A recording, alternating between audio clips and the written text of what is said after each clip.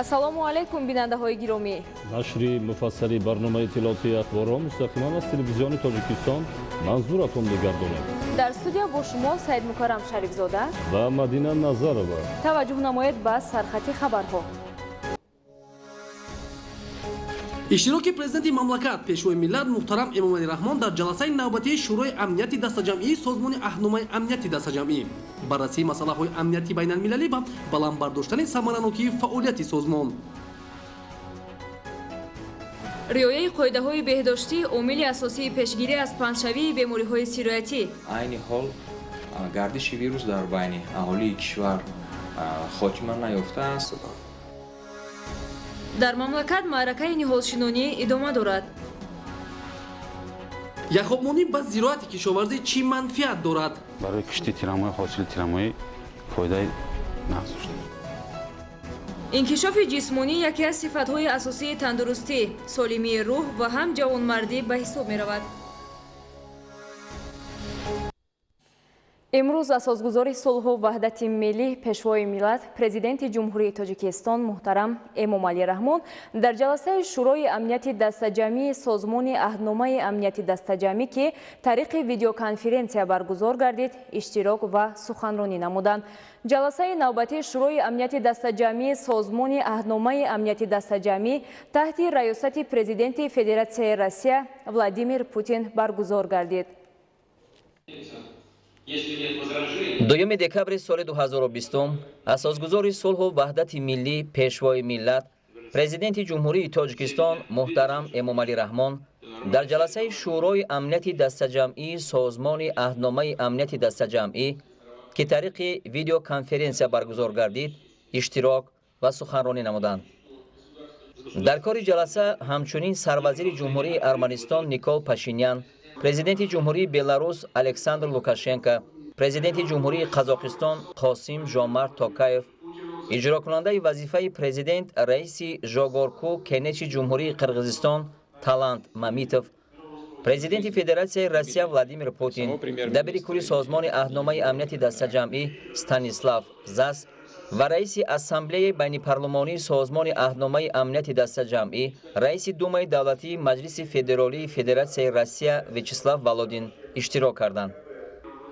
ҷаласаи навбатии шӯрои амнияти дастаҷамъии созмони аҳдномаи амнияти дастаҷамъӣ таҳти раёсати президенти Федератсияи Россия Владимир Путин баргузор гардид.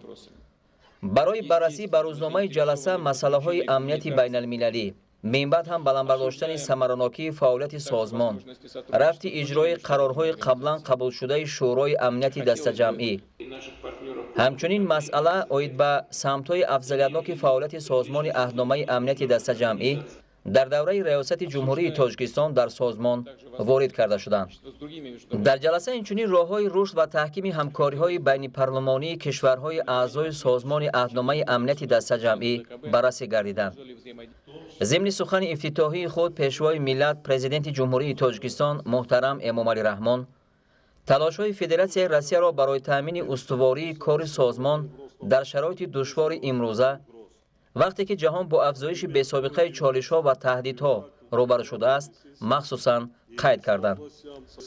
дар ин зимн мушкилоти мухталифи дорои хусусияти иҷтимоию иқтисодӣ ки ҷомеаи ҷаҳонӣ ва кишварҳои аъзои созмони аҳдномаи амнияти дастаҷамъӣ дар натиҷаи пандемияи COVID-19 ба онҳо дучор омадаанд, алалхусус оқибатҳои манфии буҳрони иҷтимоӣ ва молиявию иқтисодӣ ки боиси афзоиши бекорӣ ва таҳдидҳо ба амнияти озуқаворӣ шудааст, таъкид гардиданд.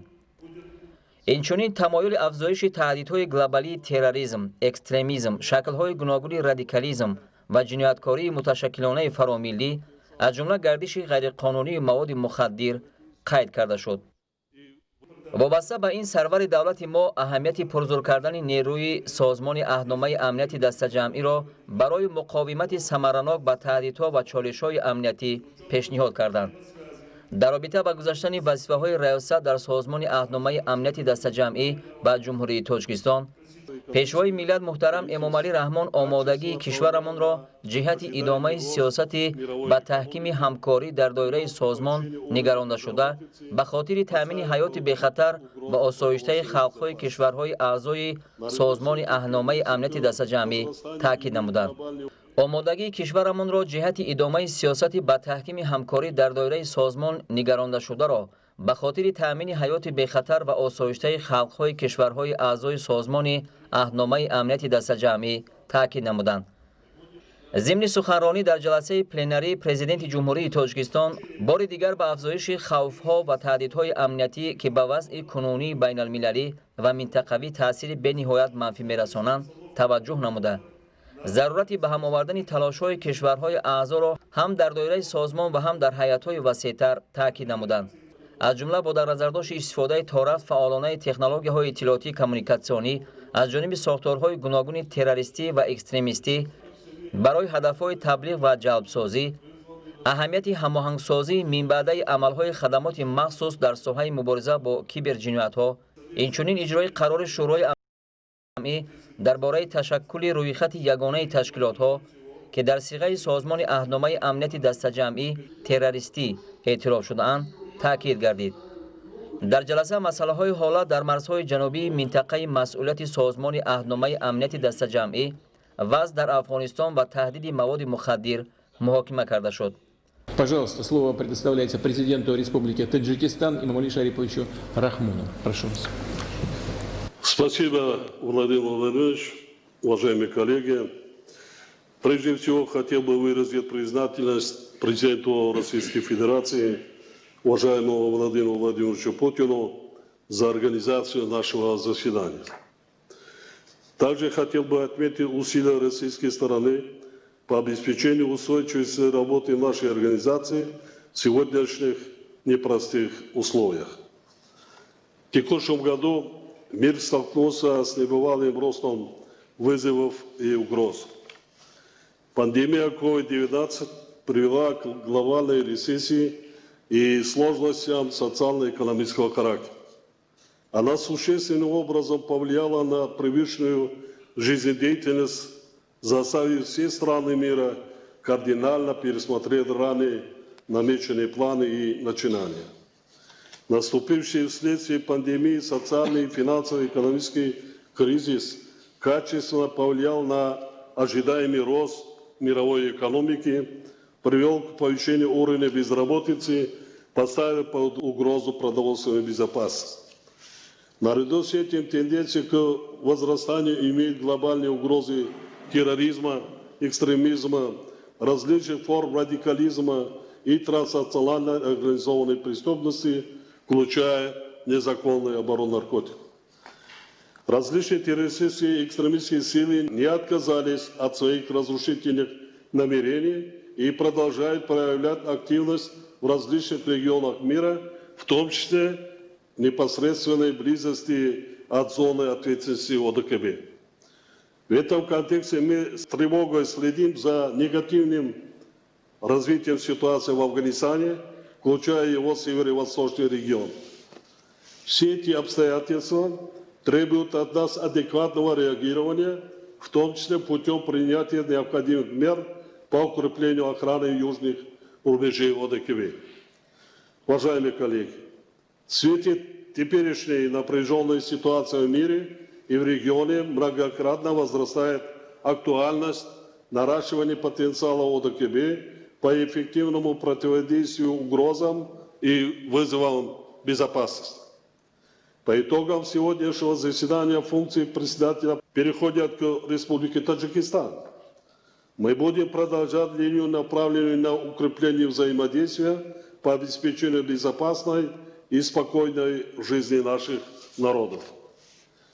В этом контексте мы обозначили ряд мер, которые призваны расширить круг целей и задач, решаемых сегодня в рамках организации. В деле их реализации Таджикистан рассчитывает на поддержку своих партнеров. С учетом нынешних реалий также хотел бы отметить значение принимаемых по итогам сегодняшнего заседания решений. Они охватывают весьма насущные вопросы и призваны обеспечить коллективную безопасность зоны ответственности организации. Мы убеждены, что наша слаженная совместная работа по практическому продвижению всего комплекса задач, стоящих перед нами, станет фактором придания дополнительного импульса и динамизма деятельности организации. Благодарю за внимание. раиси созмони аҳдномаи амнияти дастаҷамъӣ президенти федератсияи Россия Владимир Путин зимни суханронии худ баъди баррасии масъалаҳои амниятӣ ба нақши Тоҷикистон дар ҳифзи марзҳои ҷанубии минтақаи масъулияти созмони аҳдномаи амнияти дастаҷамъӣ ва пешниҳоди тадбирҳои мушаххас оид ба пурзур кардани иқтидори мудофиавии нерӯҳои низомӣ дар ин минтақаҳо баҳои арзанда доданд. Большое спасибо. Мы желаем вам успехов в председательстве.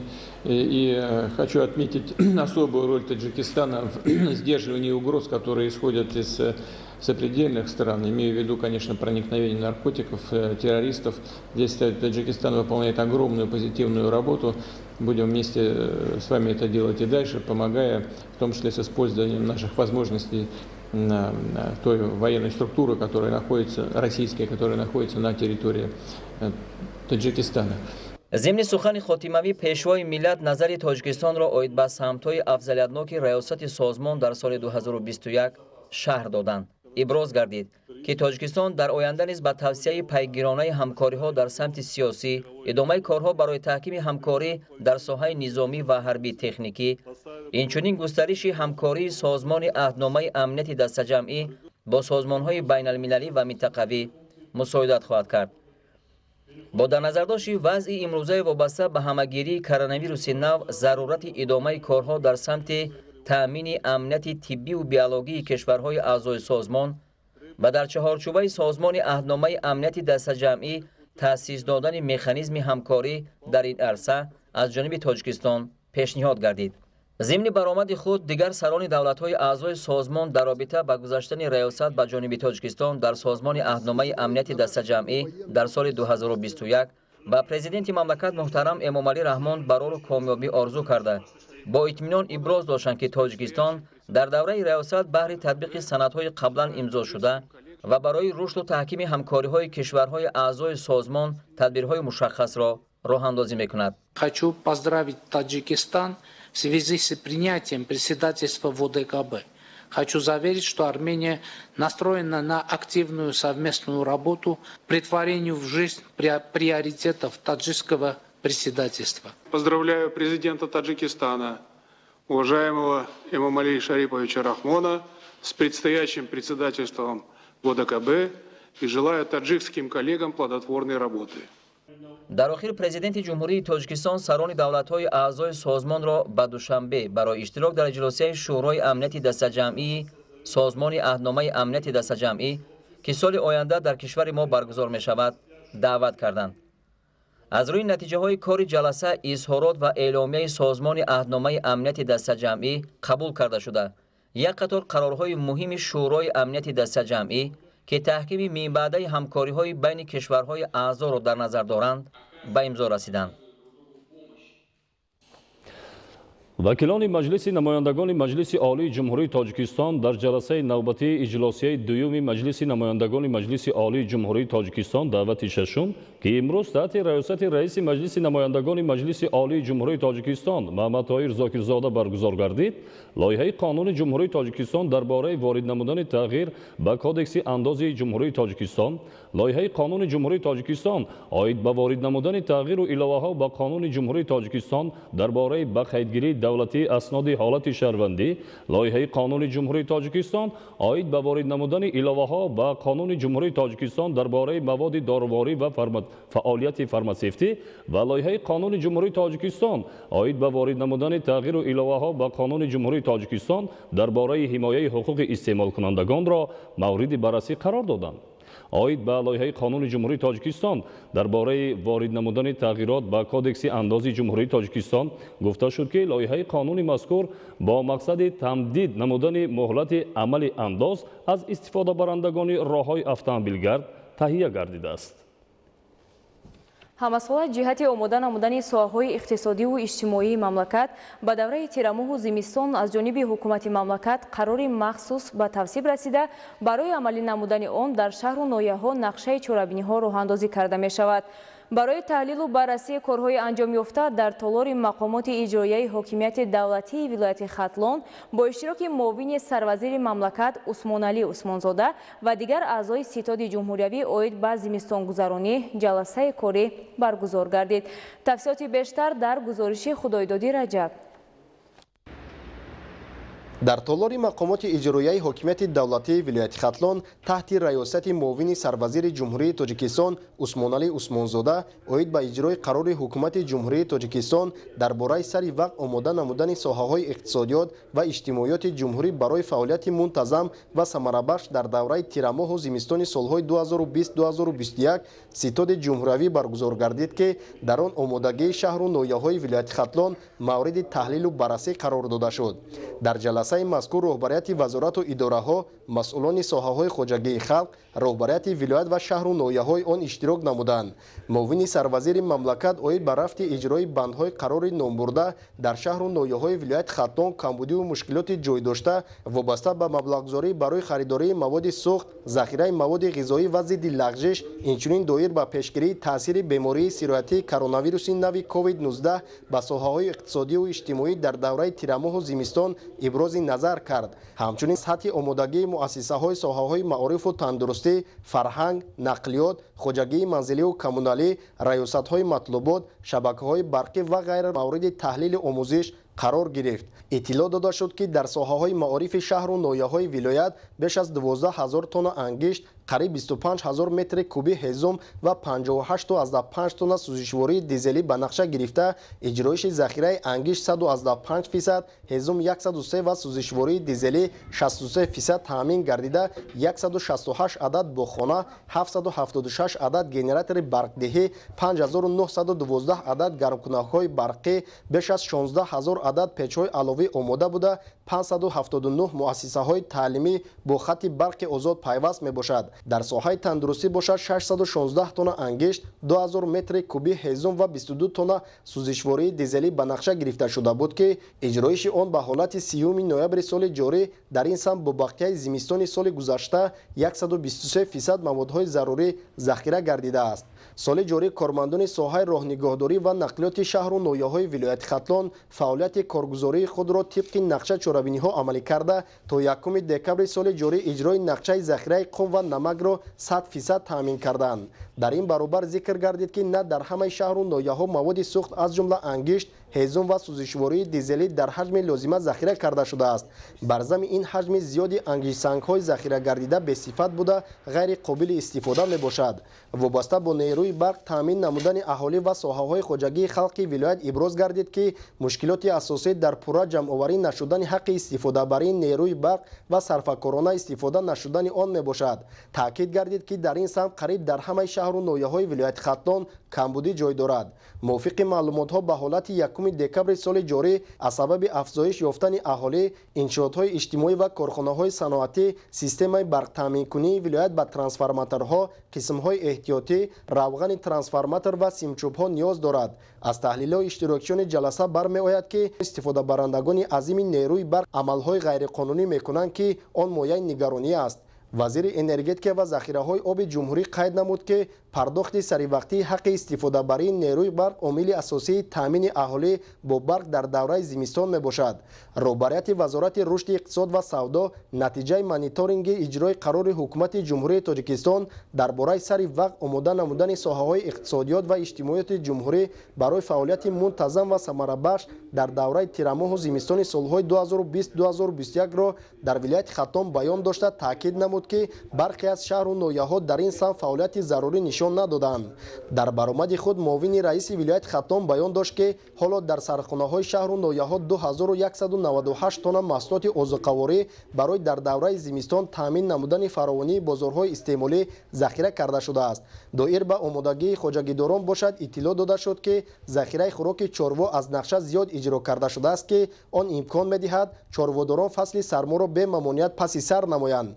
در کار جلسه همچنین اوید به مشکلات خواجگی‌های منزلی و کمونالی شهر و ناحیه‌ها، نورسایی تکنیک‌های کاری و تعمیر طلب بودن آنها سخن رفت.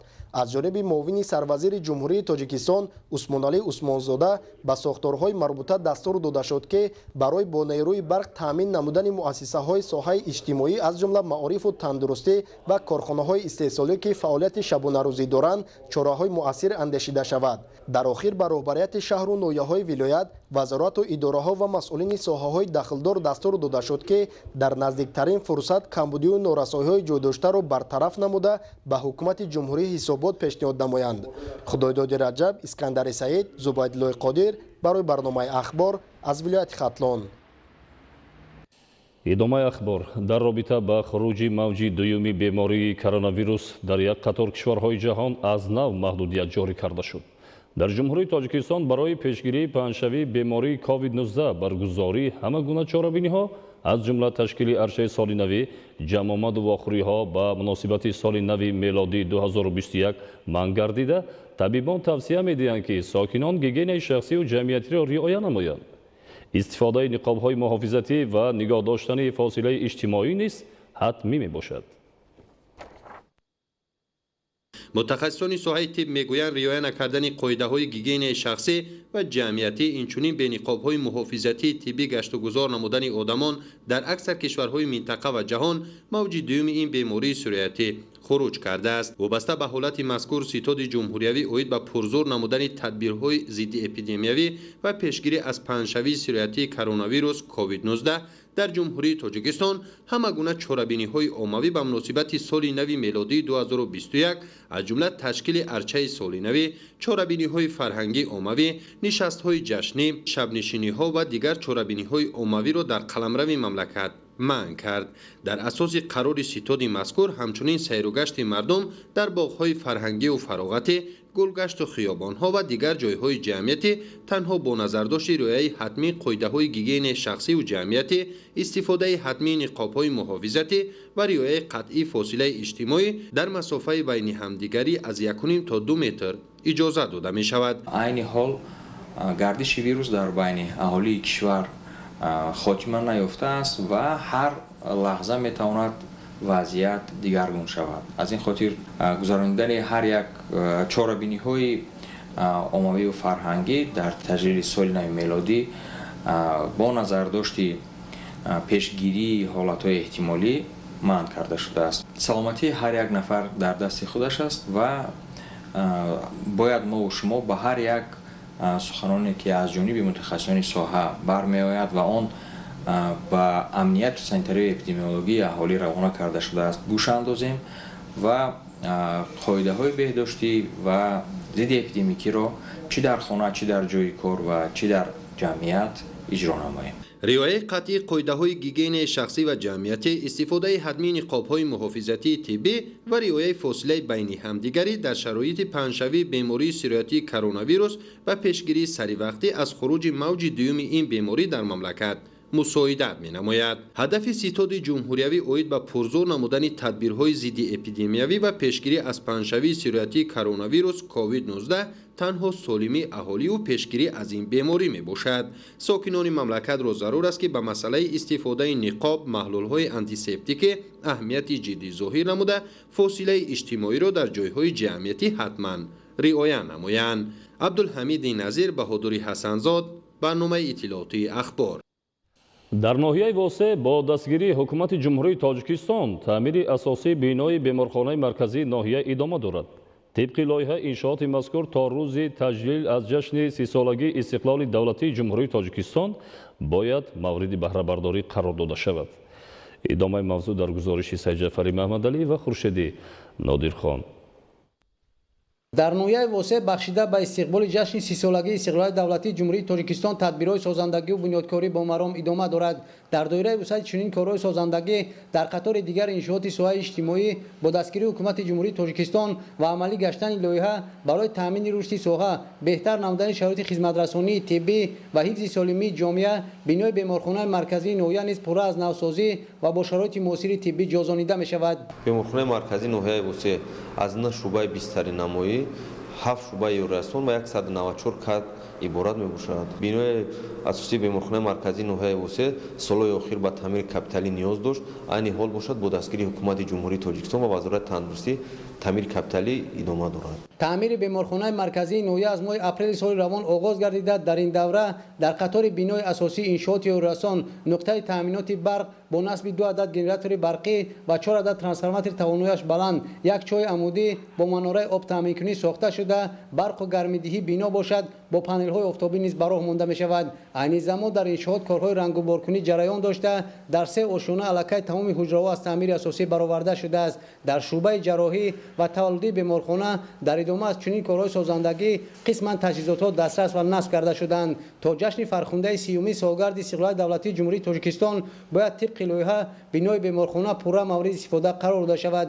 дар асоси татбиқи сиёсати иҷтимоии ҳукумати ҷумҳурии Тоҷикистон барои дастрасӣ ба шароити боз ҳам беҳтари хизматрасонии тиббӣ дар муассисаҳои тиббии деҳоти ноҳия низ имрӯзҳо корҳои таъмиру навсозӣ идома дорад. дар сохтори беморхонаи марказии ноҳияи вусеъ 5 беморхонаи рақамии деҳотӣ ва беморхонаи байниноҳиявии сил амал мекунад ки бо дастгирии мақомоти иҷроияи ҳокимияти давлатии ноҳияи вусеъ ва ҷалби соҳибкорон ба таъмир фаро гирифта шудааст. аз шумораи иншооти зикршуда дар беморхонаи рақамӣ ҷамъияти деҳоти рӯдакӣ ва беморхонаи байниноҳиявӣ муолиҷаи бемориҳои сил корҳои таъмирӣ дар марҳилаи анҷомёбӣ қарор дорад. соли оянда беморхонаи деҳотии рақами 5 ноҳия низ бояд пурра ба таъмири асосӣ фаро гирифта шавад.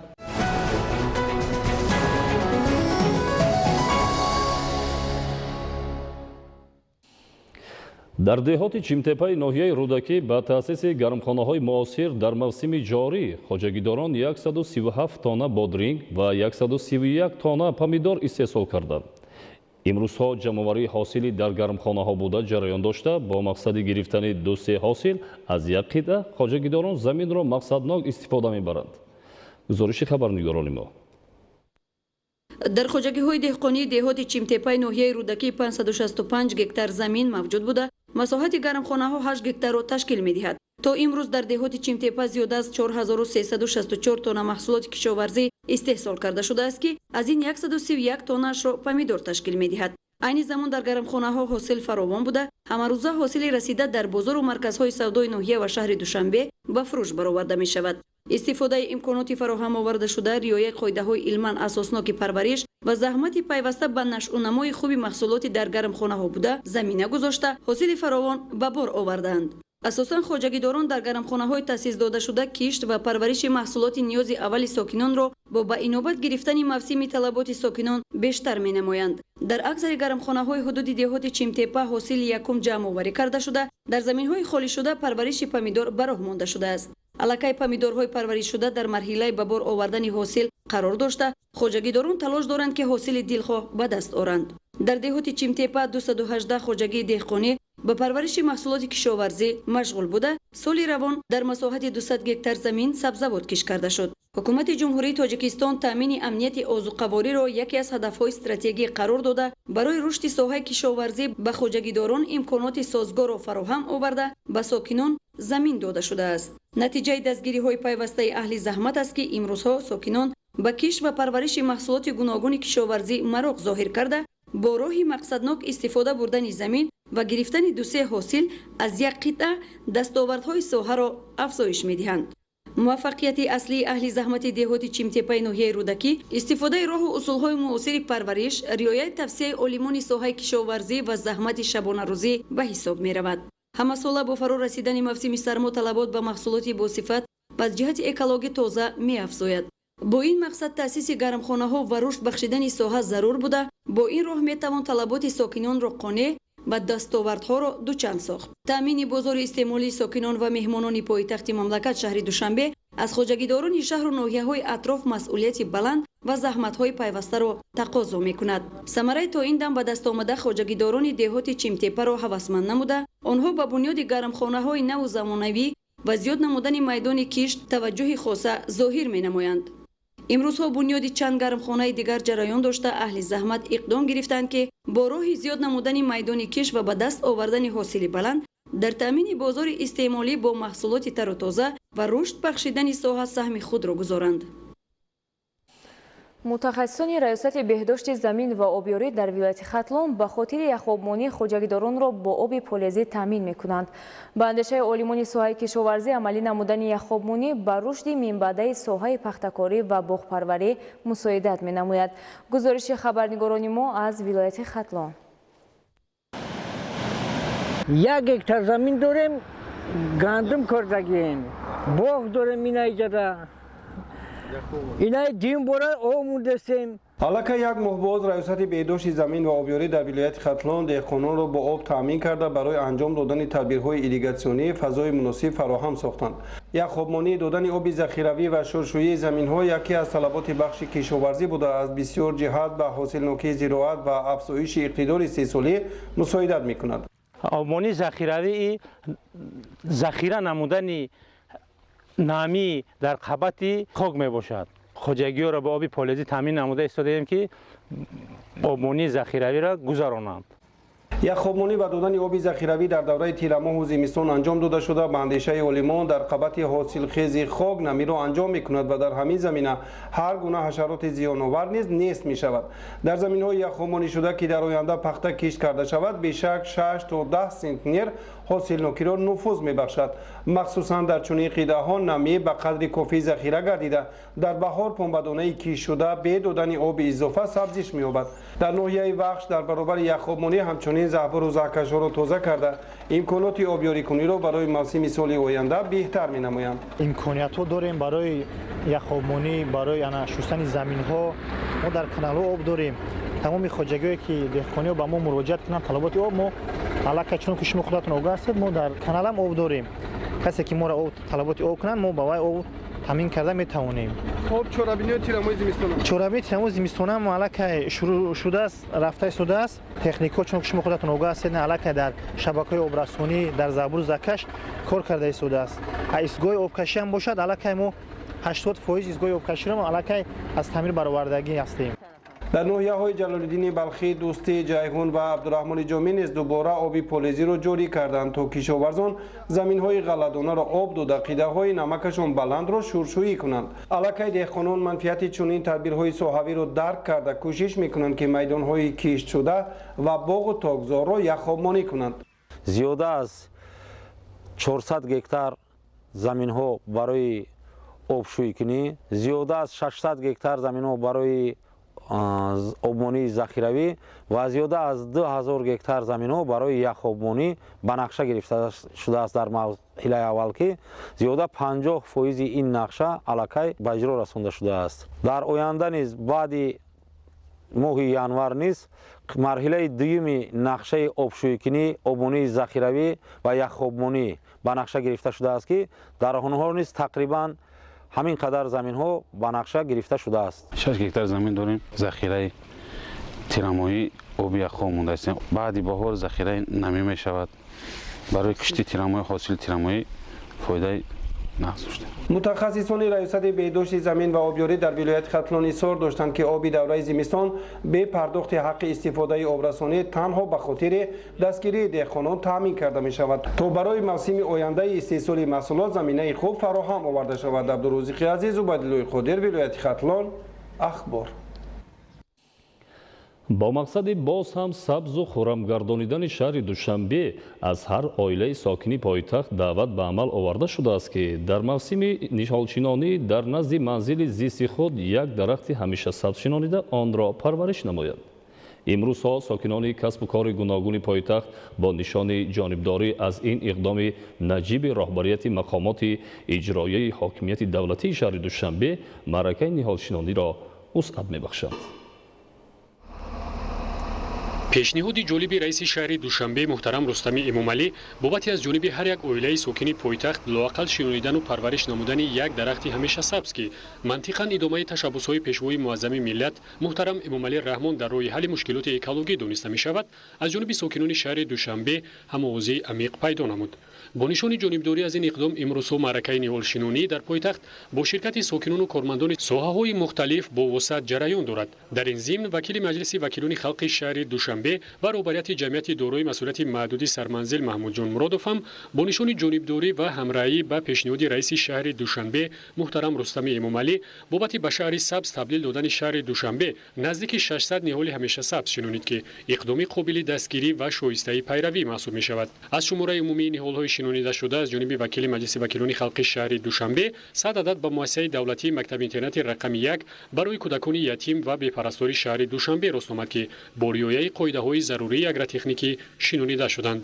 ما در آینده کوشش میکنیم که همین درختانی که آورده در اینجا شنانده می شود با همین دستگیری همین خودی تربیتگرندگان مکتب اینترنت اینها رو نشر و نما داده همیشه از پای آبادانی همین کشور خود باشیم. در این روز همچنین 250 نهال برای شنونیدن و پرورش با محله مایانشاه نظرشویی نویه شاه منصور، 50 نهال با آرامگاه سریاسیو، 30 نهال با مؤسسه دولتی تعلیمی عمومی اساسی مکتب اینترنت رقم 2 برای کودکان امکانات محدود داشته شهر دوشنبه، 30 نهال با مؤسسه دولتی خانه کودکان رقم 1 برای کودکان یتیم بی‌پرستار شهر دوشنبه، 40 نهال با مؤسسه دولتی لیسه رقم 2 برای خوانندگان بالیاقت و 40 نهال ارچه با مؤسسه دولتی لیسه پرزیدنتی شهر دوشنبه دسترس کرده شد.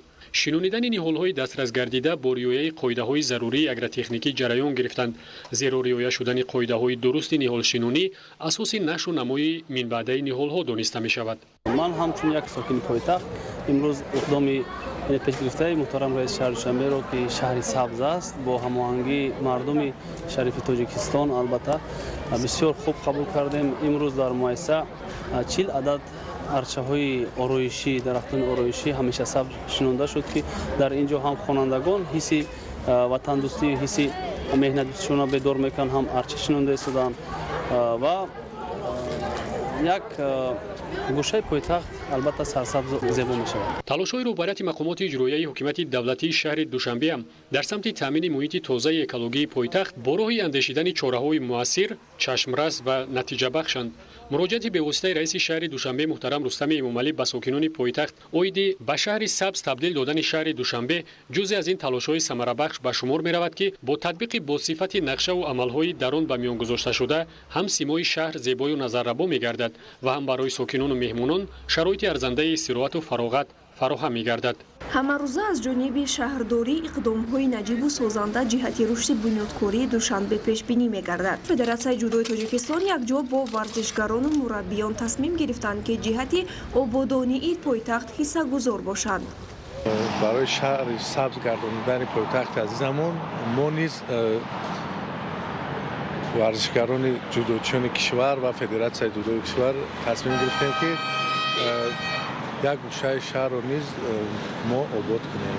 ба шаҳри сабз табдил додани пойтахт кафолати солимии ҷомеа мебошад. ин иқдомро варзишгарон бо хушҳолӣ ва ифтихор дастгирӣ намуданд. иштирок дар чунин чорабиниҳо ҳисси масъулиятшиносии варзишгаронро бештар намуда онҳоро ба ҳамдигар боз ҳам наздиктар месозад. имрӯз ҷаҳони муосир кӯшиш дорад ки экологияи сайёраи мо ҳифз гардад. агар муҳити зисти инсон аз ҷиҳати экологӣ баландсифату тоза бошад, пас он ба саломатии инсон таъсири мусбат мерасонад ва ба истеҳсоли сармояи баландсифати инсонӣ асос мегузорад. ҳамин тавр Федератсияи ҷудои кишвар якҷо бо варзишгарон дастаҷамъона беш аз 300 ниҳоли ҳамеша сабзро шинонида ба хулосае омаданд ки ин амалро дар ояндаи наздик боз ҳам такрор менамоянд. бо ташкили аксияи тозагии муҳити зист ва ҳашари дастаҷамъона сокинони ноҳияи шаҳри нав дар шафати роҳи автомобилгарди душанбе турсунзода сарҳади ҷумҳурии ӯзбекистон беш аз 500 бех ниҳоли ороишии арча шинониданд. дар ин доира ҳамчунин бехи дарахтони мавҷуда ва замини қитъаҳои дар оянда гулкорию сабзазоршаванда нарм карда шуд. гузориши хабарнигорони мо. ба хотири сабзу хуррам гардонидани муҳити атроф ва дар ин замина тоза ва созгор барои зиндагӣ нигоҳ доштани муҳити зист дар ноҳияи шаҳри нав аксияи тозагии маҳал ва ҳашари ниҳолшинонӣ ташкил карда шуд ки дар он кормандони ташкилоту муассиса ва корхонаҳо инчунин шумораи зиёди сокинон аз ҳамаи ҷамоатҳои деҳоти ноҳия иштирок намуданд. чорабинӣ асосан дар ҳудуди роҳи автомобилгарди душанбе турсунзода сарҳади ҷумҳурии ӯзбекистон гузаронида шуд. дар ин замина иштирокдорон қитъаҳои муайянгардаи шафати роҳро барои гулкорию сабзазоркунӣ аз алафҳои бегона тоза ва нарм намуда дар баъзе мавзеъҳо дарахтони ҳамешасабзи ороишӣ шинониданд. тибқи нақша чорабинои кумитаи ҳифзи муҳити зисти назди ҳукумати ҷумҳурии Тоҷикистон имрӯз дар ноҳияи шаҳри нав аксияи тозагии маҳал доир гашта истодаст. дар аксияи мазкур зиёда аз 500 нафар сокинони ноҳия иштирок карданд. ниҳолҳои мутобиқ ба хоку оби минтақа ки аз ҷониби шуъбаи ҳифзи муҳити зист дастрас карда шуданд дар доираи талабот ва бо назардошти ороишёбии ҳар мавзеъ шинонида шуда баҳри таъмини сабзишашон дар оянда нафарони таҷрибадор муваззаф гардиданд. мо дар ин рӯз зиёда аз 140 бех арча ду намуди арчаро шинонидем. ғайр аз ин мо ҳар гуна партовҳо гулгашоро аз алафҳои бегуна тоза намуда заминро барои сабзкорӣ кардан омода намудем. дар оянда мо кӯшиш мекунем ки ҳамин ниҳолҳое ки шинонем аз рӯи талабот нигоҳубинашро ба роҳ монда сабзиши онро таъмин намоем. бояд тазаккур дод ки барои таъмин намудани ҳудуди ноҳия бо ниҳоли дарахтони ороишӣ якчанд қитъаҳои ниҳолпарварӣ амал мекунанд ва имрӯз аз рӯи нишондоди шуъбаи ҳифзи муҳити зист беш аз 100 000 ниҳоли арчаи ороишӣ мавҷуд мебошад. то имрӯза дар ҳудуди ҷамоати деҳоти Исфалон зиёда 130 дарахтони сояафкан шинонда шуд. нарм кардани қитъаҳои сабзазор мешуда дар баробари шафати роҳҳои автомобилгарди Душанбе Турсунзода сарҳади ҷумҳурии Ӯзбекистон дар кӯчаву маҳаллаҳо инчунин назди идораҳои маъмурии ҷамоатҳо ва дигар гулгашту боғҳои фарҳангӣ фароғатӣ ба роҳ монда шуд. тибқи нақша минбаъд низ дар ноҳияи шаҳри нав албатта дар рӯзҳои мӯътадили обу ҳаво асосан дар рӯзҳои истироҳатӣ ҳамин гуна аксияи тозагӣ ва ҳашари умуми ноҳиявии ниҳолшинонӣ ба роҳ монда мешавад. дар муассисаҳои таҳсилоти олию миёнаи касбии ноҳияи Рашт аз рӯи 47 ихтисос мутахассис тайёр карда мешавад. аз ҷумла дар литсеи мазкур соли равон 250 нафар аз рӯи 13 ихтисос ба таҳсил фаро гирифта шуданд. гузориши Дигули Маҳмуд. дар ноҳияи Рашт барои соҳиби касбу ҳунар шудани ҷавонон донишкадаи омӯзгорӣ, коллеҷи тиббию омӯзгорӣ, литсеи касби техникӣ ва маркази таълимии касбомӯзӣ фаъолият дорад. ин аст ки ҳамасола шумораи довталабон аз ҳисоби хатмкунандагони муассисаҳои таълимии ноҳияҳои минтақа барои соҳиби касбу ҳунар шудан ба ин муассисаҳои олии миёнаи касбӣ афзуда истодааст. аз ҷумла саҳми литсеи касби техникӣ дар тайёр кардани кадрҳои соҳиби ихтисос барои соҳаҳои гуногуни хоҷагии халқи ноҳияи Рашт ва дигар ноҳияҳои минтақа хеле ҳам назаррас мебошад. зеро дар ин макони касбу ҳунар 250 нафар ҷавонон бо мақсади омӯзиши касбҳои талаботи бозори меҳнат аз рӯи 13 ихтисос ба таҳсил фаро гирифта шуданд. шароити таҳсили касбомӯзон ва базаи моддии техникии литсеи касбӣ дар раванди барномаҳои пешбинишудаи ҳукумати ҷумҳурии Тоҷикистон сол то сол беҳтару хубтар шуда истодааст.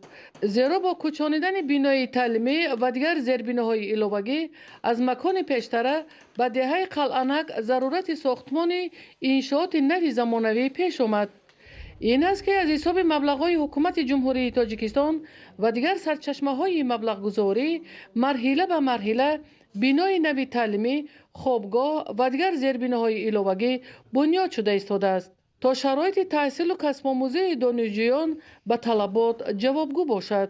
аз ҷумла дар шафати бинои таълимӣ сохтмони 3 иншоот таҳрезӣ шуда, дар навбати аввал бинои дуошонаи хобгоҳ барои зисти 104 нафар донишҷӯ дорои тамоми шароитҳои зарурӣ сохта ба истифода дода шуд.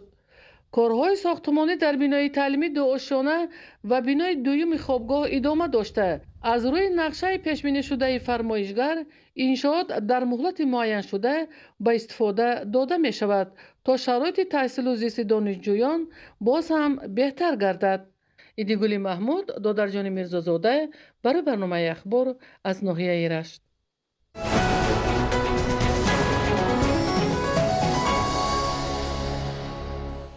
бинандаҳои гиромӣ, ин буд нашри муфассали барномаи иттилоотии ахбор. ба шумо зиндагии ободу осоиштаро таманно дорем. бо барномаҳои телевизиони Тоҷикистон бимонед.